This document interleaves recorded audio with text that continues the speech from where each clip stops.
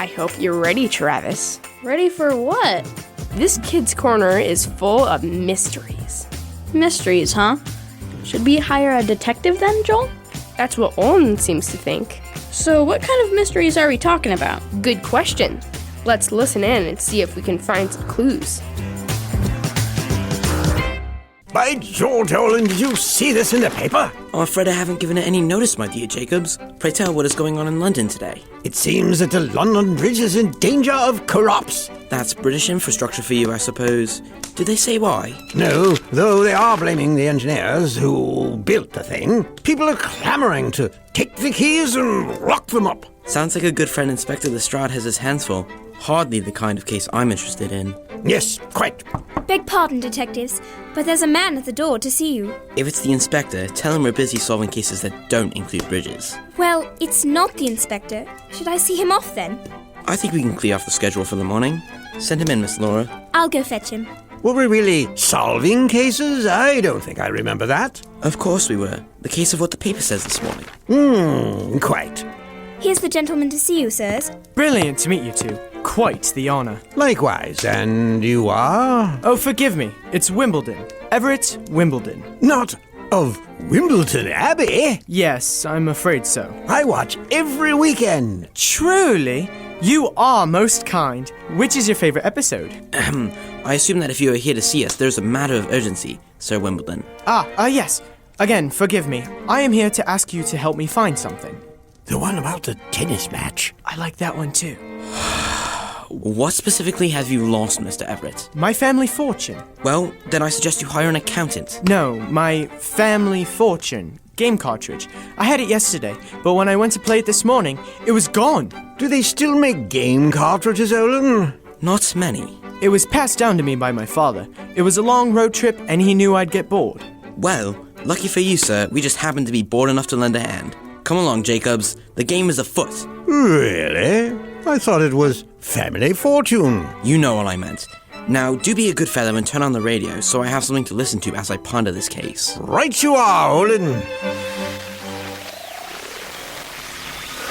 Hey guys, is there something wrong? Kind of. Did you check in the truck, Everett? No. Why would it be in there, Olin? I don't know. Maybe you climbed in there for some reason? Is somebody going to tell me what's going on, or are you going to make me guess? Everett lost a game, and Mr. Jacobs and I are trying to help him find it. You lost it at Mr. Jacobs' house? But it's not even 9 o'clock yet. I didn't lose it this morning. See, Mr. Jacobs invited my family over for dinner yesterday. Wait, your parents came to Mr. Jacobs' house? Sure. It's not that weird. Your parents have been here too. Yeah, for plays and parties and stuff, but not... Anyway, you were saying? Well, I knew that they were going to talk about grown-up stuff, and that can get pretty boring.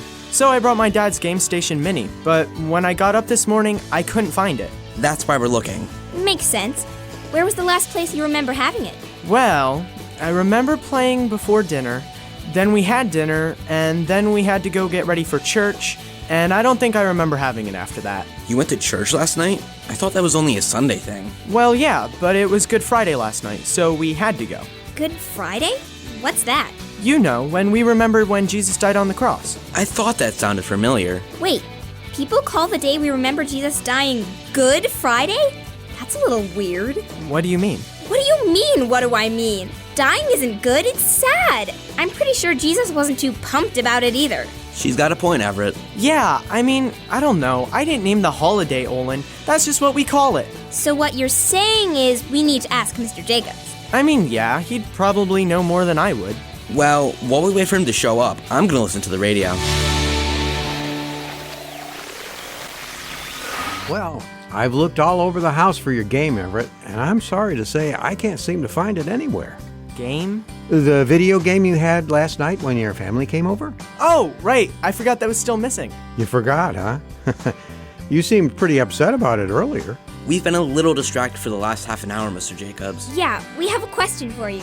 A question, huh? Sounds like it's a good one if it distracted you guys from looking for a video game. Well, it's kind of important. Yeah, it's about Good Friday. That is important. What about it, Laura? It's in the name. Everett told us that Good Friday was when we remember when Jesus died on the cross. But what I want to know is, why would we ever call a day like that good? It's not good. Jesus died. His friends didn't go home and have a party afterwards. Unless the Bible says they did. Well, I don't think they did, Olin. And I can see how, when you look at the story as it happened, it doesn't look like a good thing at all. But when you look at God's bigger plan, it is the best thing that could ever have happened. You're gonna need to explain that one some more, Mr. Jacobs. Yeah, was Jesus dying part of a plan? Only the biggest rescue plan in history. It all started when God made the world. So basically it started when everything started? Right. God made the world, and it was just as he wanted. He made Earth, the solar system, the animals, the plants, and he made people to take care of all these things and to be his friends. Friends? Was God lonely? The Bible doesn't say. And though I can't say either way for certain, he does have feelings, and besides, you don't have to be lonely to make new friends. And so he did. He made some friends. That's right. But as you know, we decided not to be God's friends. We stopped living the best way God has for us, and we started to do terrible things instead. We did? I mean, I know there are some pretty bad people out there, but I'm just a kid. I'm not that bad. Yeah, we're not robbing banks or anything. The worst thing we do is being mean to kids at school or something.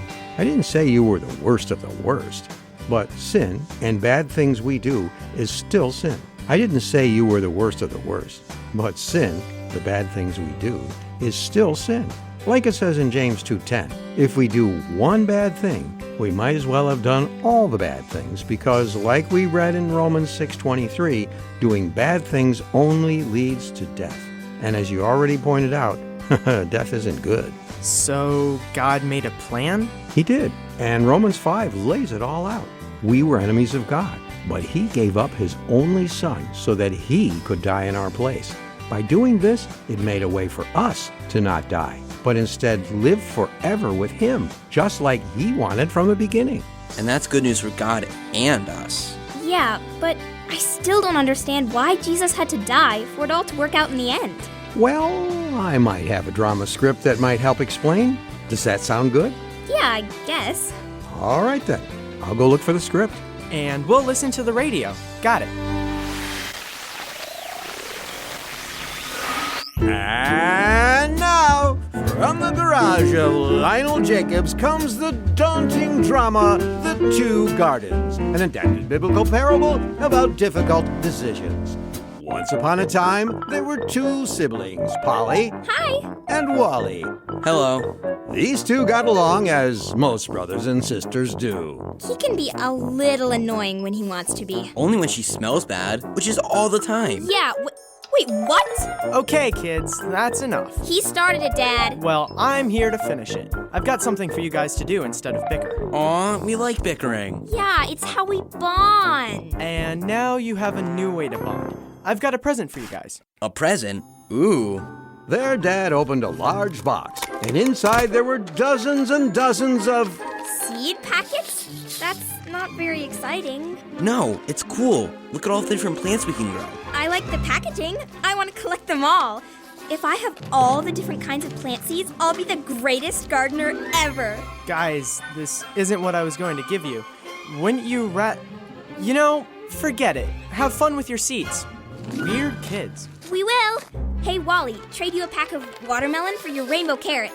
Make it a cantaloupe and you've got a deal. A little while later, Polly was enjoying sorting her collection of seed packets when she saw her brother carrying a big shovel. Hey, where are you going? I'm starting my own garden. Want to join me? Your own garden? Sure, I'm gonna plant all these cool seeds. Plant them? Yeah, that's what you do with seeds. But if you plant them, how will you have fun with them? I like my packages of seeds and the sound they make when I shake them. But Wally was not deterred. He set to work burying all the seeds as per the instructions on the packets. Once he had finished, he stood back and looked at his new garden. More like a patch of torn up lawn. You know, you've just made the biggest mistake ever, right? Dad gave you all sorts of cool seeds and you basically threw them all away. You know they're gone forever, right? It would seem Polly was right. For weeks the garden sat there, looking like a patch of torn up lawn. But fast forward to the end of the summer, and Wally's patch of dirt had undergone a transformation. Whoa, look at this. Wally, where are you? Welcome to my jungle. Would you like some tomatoes? Sure. This is incredible. Hey, Polly, come see Wally's jungle. I've seen it. He might have a whole bunch of plants, but you know what he doesn't have? Seed packets. Hey, Dad, if I saved up all the seeds from these vegetables and dried them out, do you think I'd end up with the same amount I had before? Way more, bud. Way more. The moral is, sometimes God asks us to give up things that we really care about, and this can be very hard. Sometimes it can seem like we're just throwing away our gifts, and other times it feels like God is just being mean. But what we need to realize is that by giving up these things, God can take our loss and turn it into something beautiful, just like when He gave up His only Son to save the world.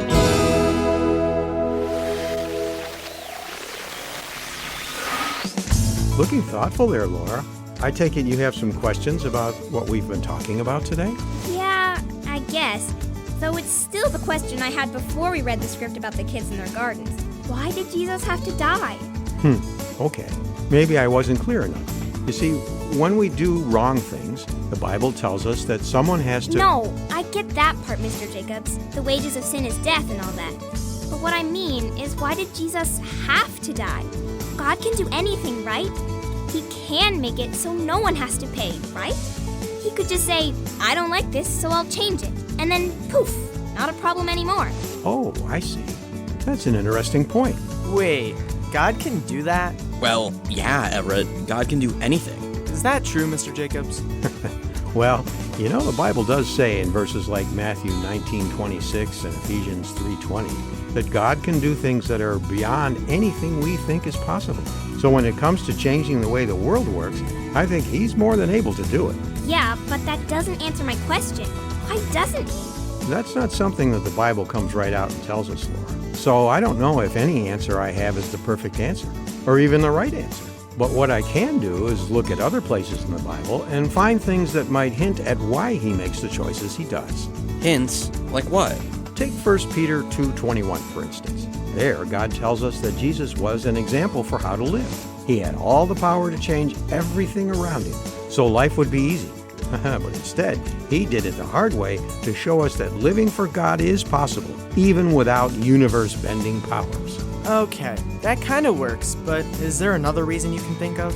Just one comes to mind. There are a lot of times that God asks us to do things for Him that are hard. Maybe it's doing what is right, even if other people will treat us badly for it. Or perhaps He wants you to tell the truth, even if it will get you in trouble. Whatever the case, He shows us that though He asks us to do a lot for Him, He has done way more for us. He came to earth, died a terrible death, and paid for all of the evil and wickedness in the history of the world. If He changed the rules so it was super easy for Himself, then it wouldn't seem fair that we would have to do something that our God wouldn't even do for us.